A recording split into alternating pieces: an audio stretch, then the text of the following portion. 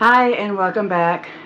Okay, I do want to go ahead and talk to you for a little bit about what's going on in the world. There are things that are changing and it's not for the better. Now, this is not going to be one of those doomsday videos. I am not about that. I am about helping. Now, if there is no help, there is no hope. And if there's no hope, there is no future. Think about that for a minute. If there are people out there who need the help. There are people out there who refuse the help because they think they are better off than somebody else. Take the help. Please. Take whatever you can right now because it's going to be worse for you in the future. Like I said, no help, no hope, no future. I am on the phone all day with people who say, "Well, save that for somebody else." Take the help. It's with the stock markets crashing and now with the overturning of Roe v. Wade. Think about it. In 20 years. There's going to be a population boom where they're all going to be adults. There is going to be a housing shortage. There is going to be more homelessness, more welfare, and more mental instability. Because they're going to be growing up not being wanted. So take that into consideration. Get the help now. Please. That being said, I'm going to go ahead and give you some information on where to find that help. And I'm going to put them in the description down below. Okay, there is a phone call number. It is 211. 211 is an actual phone number in the United States. Please call it if you need help. They have a whole bunch of programs, whole bunch of information. Not only help with food, clothing, shelter, utility help, rental help. They have help. They at one point had a job board. I don't know if they still have that, but they also have mental health care as well as COVID testing sites. Please call that number or go to their website at 211.org. Okay, the website is a little bit weird to try to navigate, but once you are able to put in your zip code, put in your information, and you can go ahead and see what's in your area. Now, I'm going to be focusing on one of those one subject off of that website, and that is food banks. There are also other things, but today we're working on food banks. Now, I used to volunteer at a food bank a long time ago, before my body broke. And because it is hard work. Those people deserve a lot of praise. They are out there in this heat. They are out there in the rain. They are out there, if there is a tornado, they will make sure that you are fed. Even if it's a little bit of food, they will make sure that you are fed. I have also delivered food to people who cannot pick up their food. So there is a lot of help out there. Please, even if you can't get to the food bank, give them a call. Say, hey, look, I don't have any way to get to you. Is there anybody who will actually drop this off for me? They might have a program like that. Ask questions, please. Okay, now, this is what I did. I went ahead and went through one of the lines, which you see.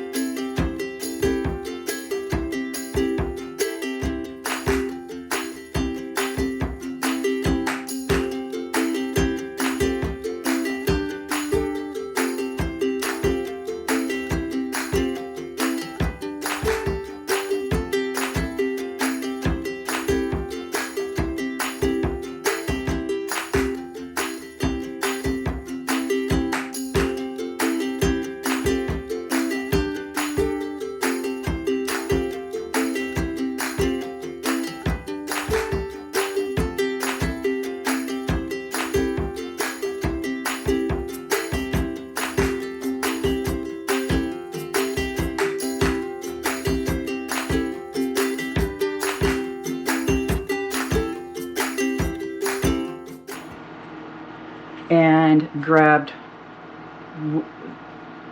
2 weeks worth of food for 2 people. That's usually how it works. For 2 people, it's about 2 weeks worth of decent food. Not a lot of junk food is given out anymore. Before, in the 90s, whenever, we all need, there was a big divide between poor and well off. Since the middle class has disappeared now, and we are all going towards poor, except for that 1%. They used to give out a lot of junk food, donuts, cakes, bread stuff. They don't really do that anymore because they've discovered that a lot of that is just junk food and not good for you, and that's one of the reasons why we're all gaining weight, is because of all that garbage.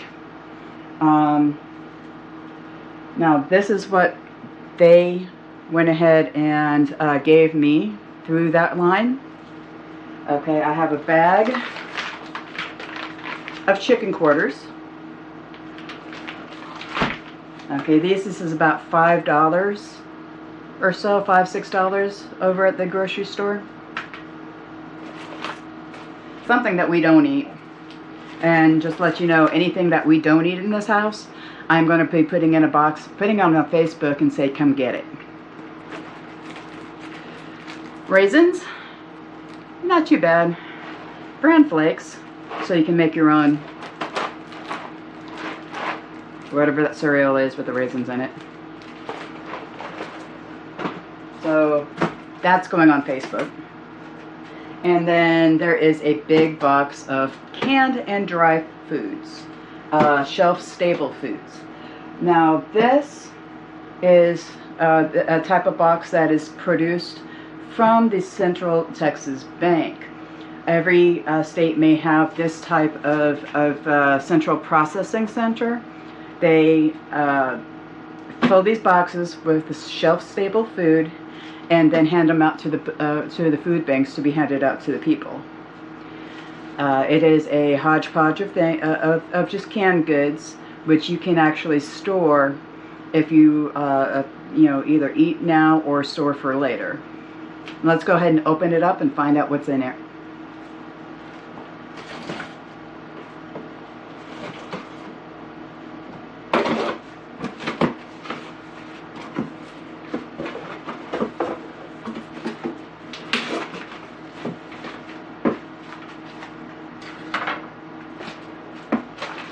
Alright, so we have 2 bags of rice, which can go with the chicken, or the beans that are in here. 2 bags of pinto beans.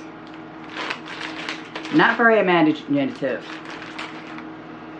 but it'll fill you.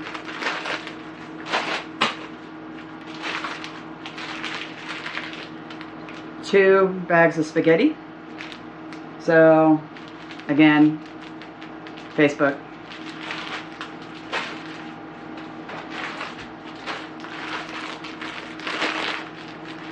A bag of rolled oats. Now, I don't recommend oats for anybody who's on a gluten-free diet. If you're sensitive to oats, there is also the possibility that there's a lot of cross-contamination. One thing about oats is that they are processed in the same manufacturing places as wheat.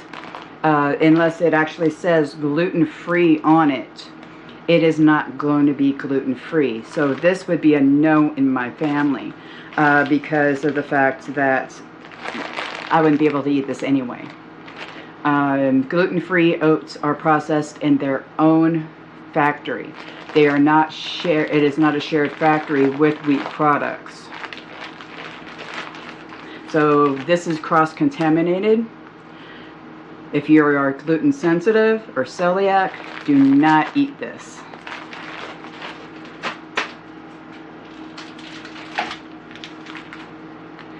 All-purpose baking mix. Hey, biscuits. Okay, directions for pancakes, drop biscuits, rolled biscuits.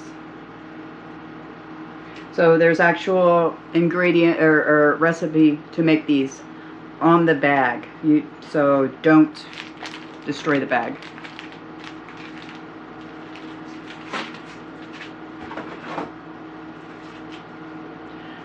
%1 milk.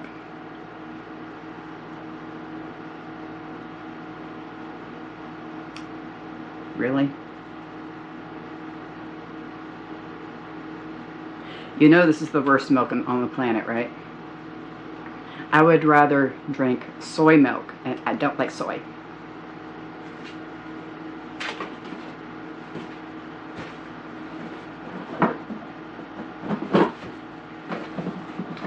Okay, it comes with tuna cans.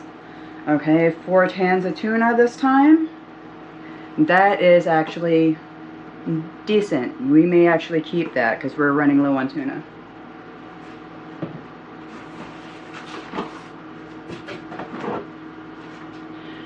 Peanut butter. This is actually going to go on Facebook. I react to peanut butter, but I may,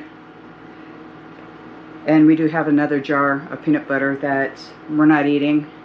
So I am going to go ahead and put this in the box for Facebook. Ingredients: roasted peanuts, sugar, fully hydrogenated soybean oil, and salt.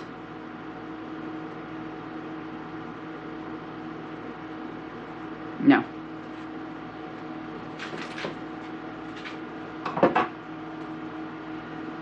Okay, it looks like all of these brands are from the same company called McTrader.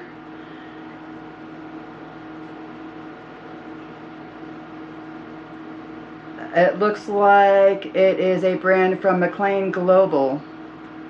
So I don't know if this is Trader Joe's or if it's an offshoot. But that's kind of cool that it's all the same brand. It's not, you know, Del Monte mixed along with Great Value. And that's a good thing. Okay, so a can of beef stew. Can of sweet corn.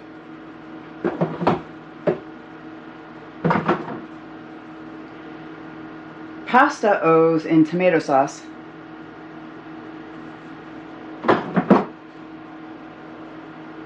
Chili with beans. Canned chili.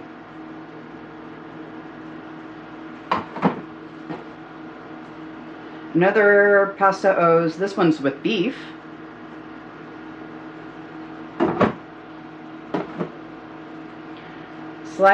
Sliced peaches in light syrup. Not too bad. Still has corn syrup and sugar in it. Applesauce unsweetened. Apples, water, vitamin C, and citric acid. That's actually not bad. If you were just a regular plain keto, you could probably have this.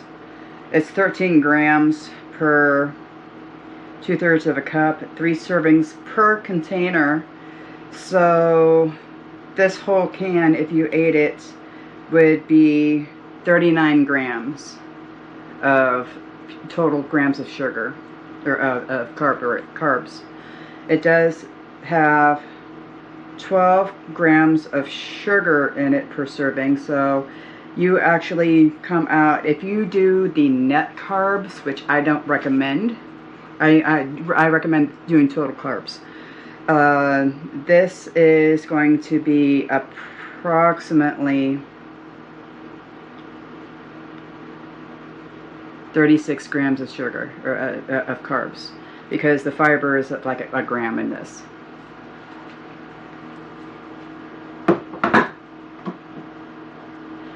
Sliced carrots, no salt added. I may keep this. I'm the only one that eats carrots in this house. I do have some carrots. I'm going to have to think about if I want to keep this or not. I do have some carrots that I've already jarred up and is on the shelf. This has carrots, water, and calcium chloride. Not too sure about the calcium chloride. It's probably a preservative, but it's a possibility. Now the pasta sauce. Sometimes if you read your ingredients, they'll have sugar or some sort of corn solids in pasta sauce. Now this says low sodium, no sugar added. Let me read you the ingredients. Tomato puree, okay, water, modified corn starch. It's not a sugar, but it's got corn starch in it. Less than 2% of spice blend, which is dehydrated garlic, onion, spices, dehydrated parsley, citric acid, and dried onion and salt. So technically they have no sugar in here, but they added cornstarch as a thickener. All you need to do is boil down your tomato sauce to where it gets thick, and then you have pasta sauce. That's it. Tomatoes, salt, maybe a little bit of basil. That's all you need. So this would be a no in my family, but it is going to go into the Facebook box. And there's 2 cans in that. Mixed vegetables, no salt added.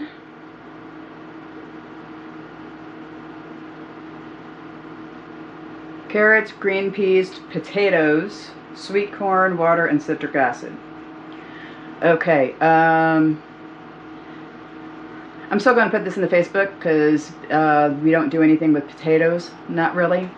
And green peas is a starch, and the sweet corn has its own natural sugars in it. So this is marginal.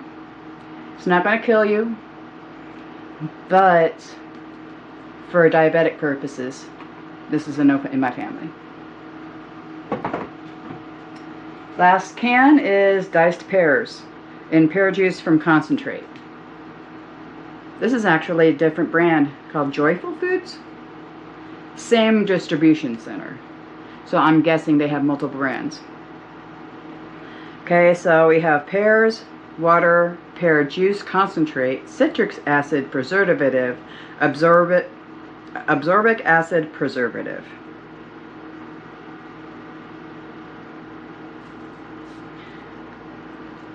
No.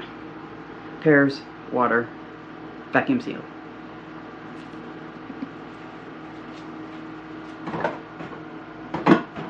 So this is going to become the Facebook box.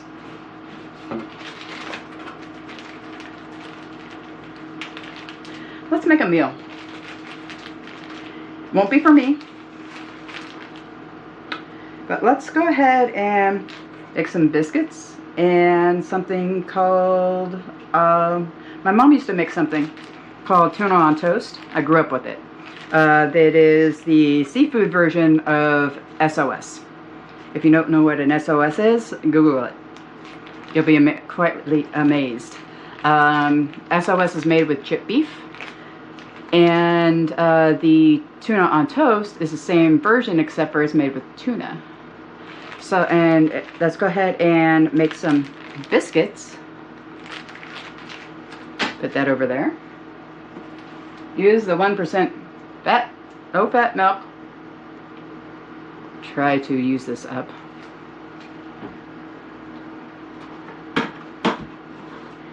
And tuna. And I think that's all we're going to need. Except for a little salt and pepper and, you know, stuff. Let's go ahead and see if we can't make a little bit of a meal out of this. Okay, so here we have some ingredients. Just regular stuff around the house. Okay, we have the all-purpose baking mix, can of tuna, the milk that came out of that box, salt and pepper, my butter, Yes, I can my butter. It's shelf stable, and I think I've got another 4 of these. You know, finding a sale on these and buying everything that you can find. I am going to be in butter for the next year or two if I use it as my only fat source. Okay, and I have my garlic powder, onion powder, tuna, and we're going to go ahead and follow the directions for the drop biscuits. So we're going to go ahead and preheat at 450.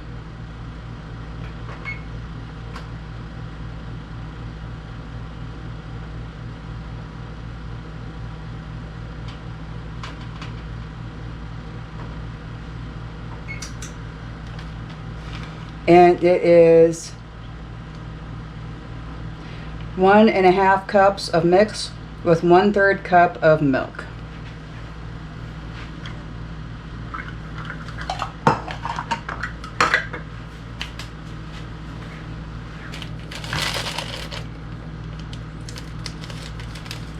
Now you can store the rest of this in a jar.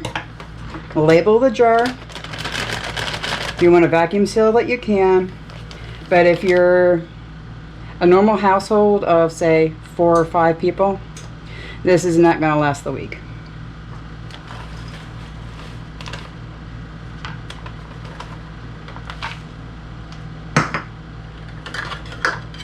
Now remember, this is for Grandpa, and he's going to have leftovers. Maybe.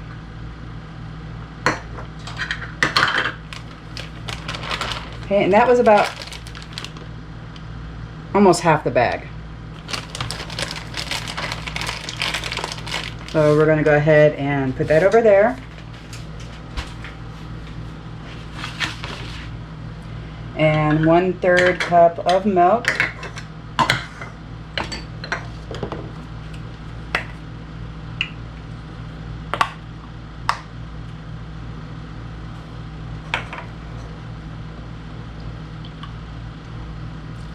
I actually recommend this for baking only. Have you ever tried 1% milk? Oh, it makes me shudder.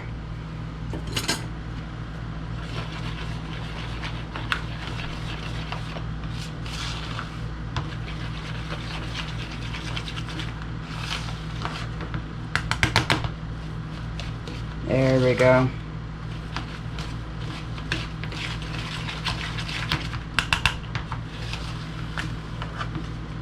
See how thick that got? So let's go ahead and get that out. And that was pretty quick.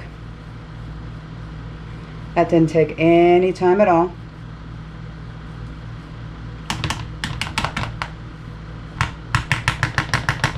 And the oven isn't even preheated yet. And this is ready to be put on a tray. I recommend a greased tray because this looks like it's going to stick pretty well. Looks like I can get about 4 drop biscuits out of this. 3 if they're large.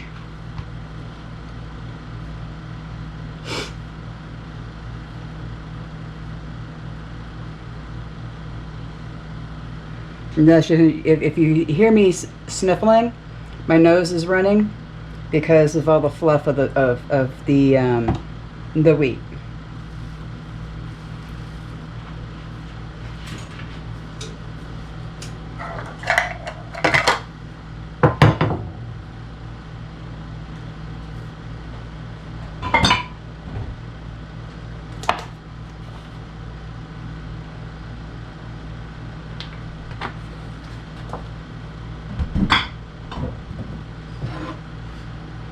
Okay, you want to go ahead and make sure that's, you can use lard, you can use the butter, you can use any type of grease that you want. We're using olive oil because it's somewhat healthier. And this is what drop biscuits, you do with drop biscuits. You basically drop them. Rolled biscuits are the nice, pretty biscuits that are perfectly round. I never had luck with those.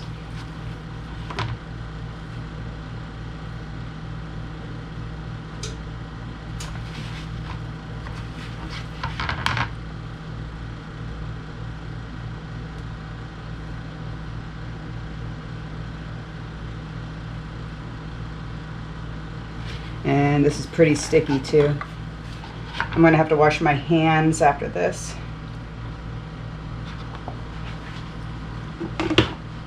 Okay, and there we go. 4 biscuits. So this is, you know, for a family of 2 meals, or a family of 4 is 1 meal, unless you like food. You're not going to starve.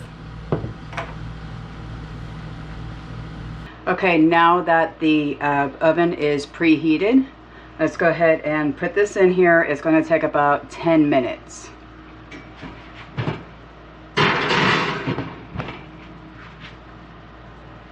Set your timer.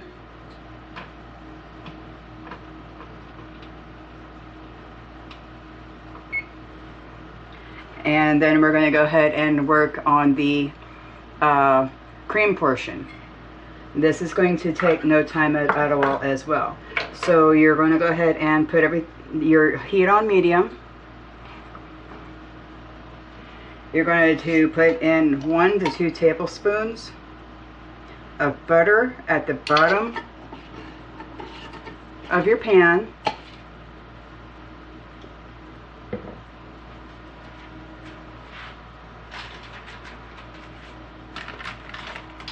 You're going to use the same biscuit mix.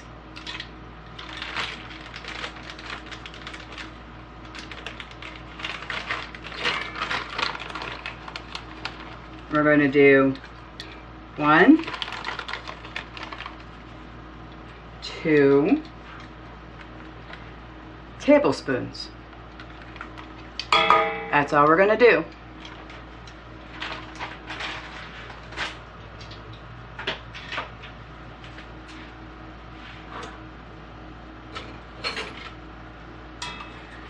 And what we're going to do is we are going to go ahead and let that flour mix soak up the butter.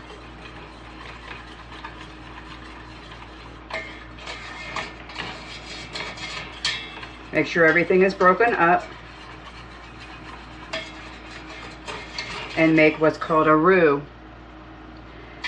Okay, and this is how people do, I don't know, Creole style baking.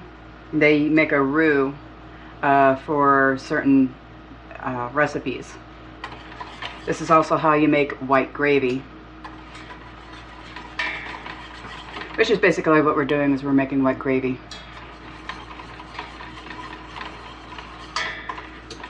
And thing is that you want this to actually cook and start to turn more of a chestnut color.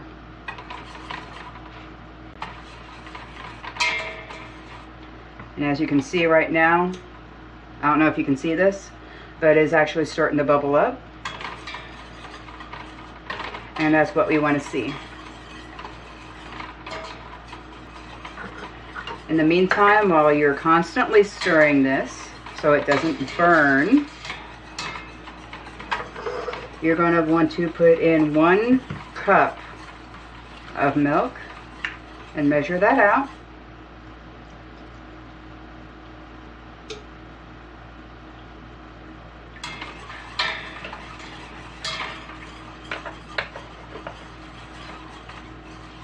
And you're going to want to drain your tuna, because this has water in it.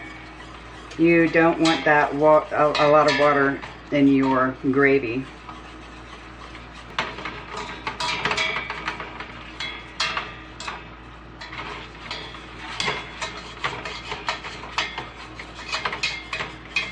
See how it's turning more brown?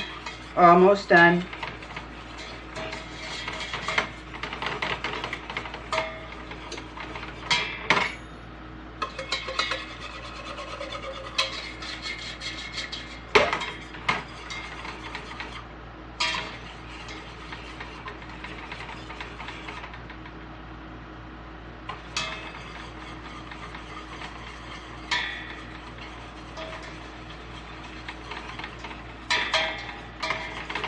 There we go. Now we want to turn the heat up a little bit. Add the milk, little bits at a time. See how thick that got real quick?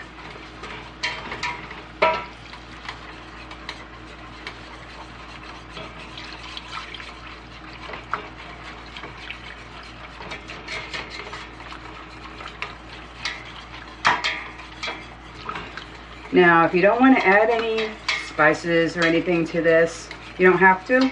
Just dump the tuna in here, and you'll be good to go. But since we're going to go ahead and add a little bit of spice, we're going to add some pepper, about a 1/4 teaspoon. Now the tuna has enough salt in it to where you don't have to add salt, but we are going to go ahead and add a little bit of Himalayan to this. Now we want to turn off the heat because it's getting too thick.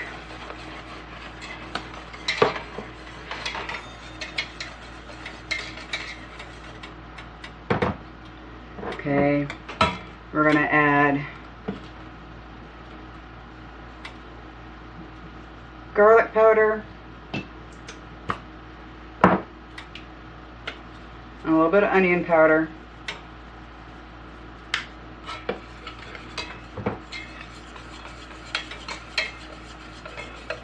it's off the heat, but we're still going to be stirring. Now, if you get it to where it's too thick, like I almost did, okay, you add a little bit more milk. No shame in that. Because remember, we're trying to get rid of the milk.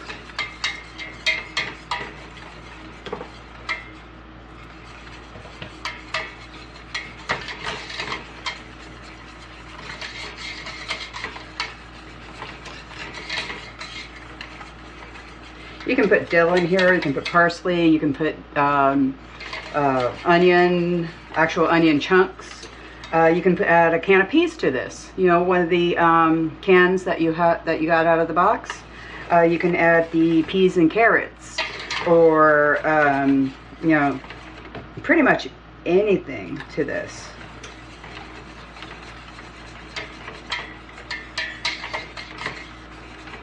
And make it an entire meal, to where you don't have a side to it. You get just one full meal.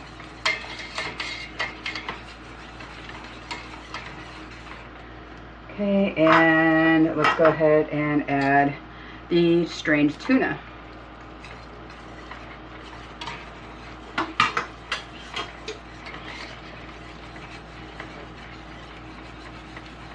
Now, the biscuits have about 2 more minutes left. So we actually have time. And this whole meal took 10 minutes. Okay, and we are waiting on biscuits.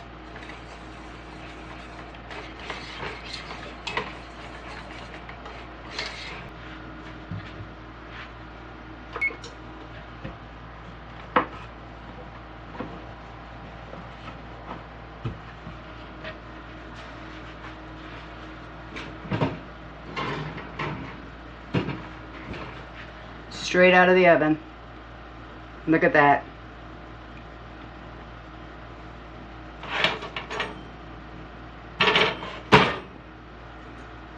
Simple meal, 10 minutes.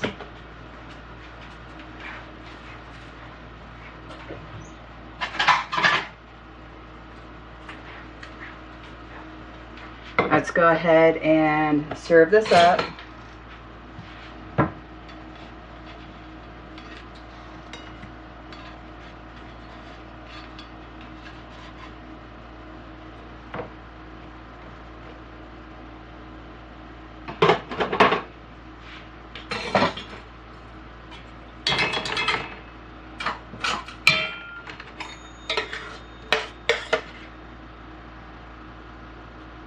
One large portion for Grandpa after he gets off of work.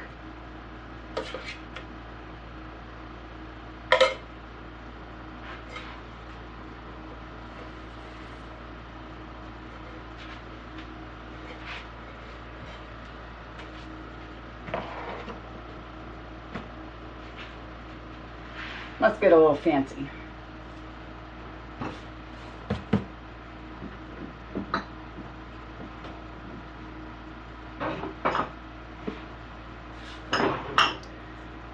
Put some parsley on that. Parsley.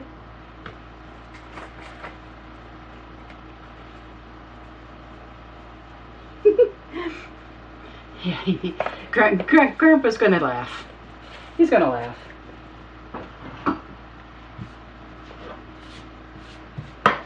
There we go.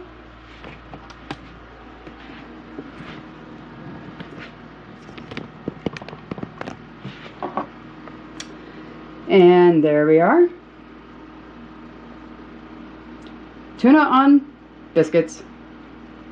It's supposed to be toast, but biscuits. A little bit of parsley, a little bit of fancy. It'll fill you up. It's got all that nice goodness, nutrition in it with the tuna. Not necessarily, you know, it's a carb load. I'm not gonna lie. It's definitely full of carbs. Sometimes you just don't care. Hope you enjoy. And have a wonderful weekend.